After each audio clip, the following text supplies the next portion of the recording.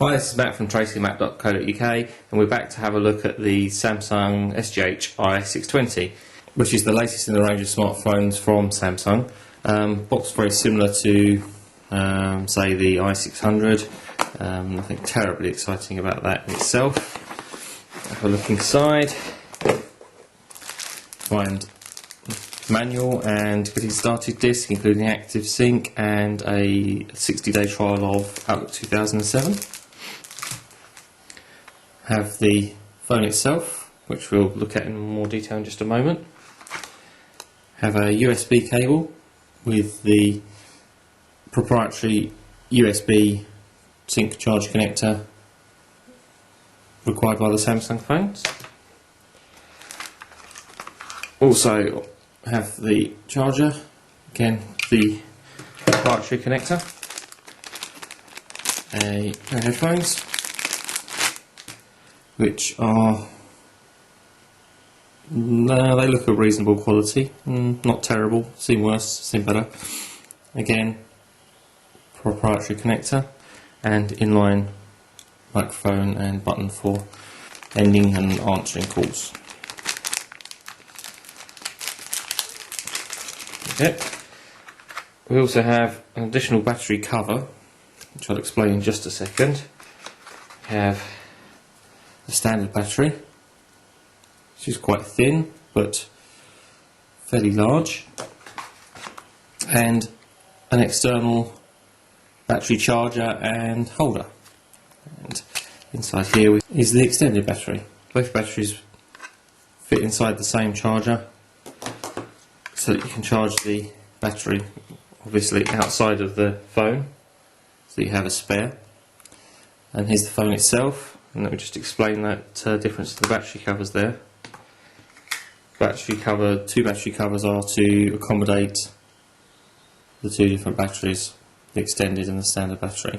Actually, there's not a great deal of difference in the backs there. We're talking only a few millimetres at the most, but that's why you have the two batteries on two battery covers. We place the standard battery inside and put the cover on. Okay, that's the full unit. Feels quite light in the hand. I would say lighter than the i600.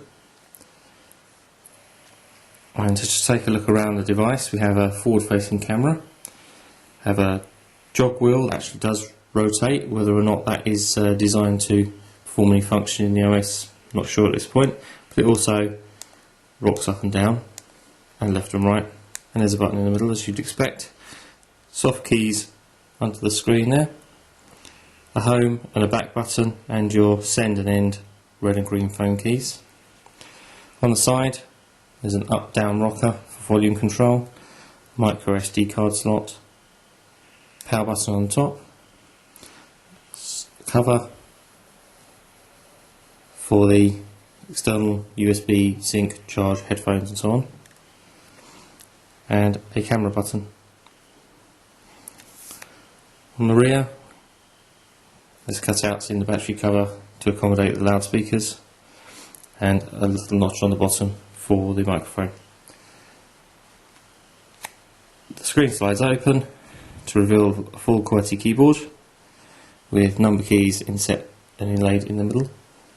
Keyboard is very similar, if not exactly the same, as the Samsung i600, although the keys are a little more flush.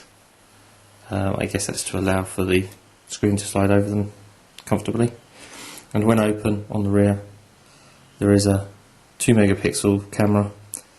No flash, but there is a little mirror for self-portraits.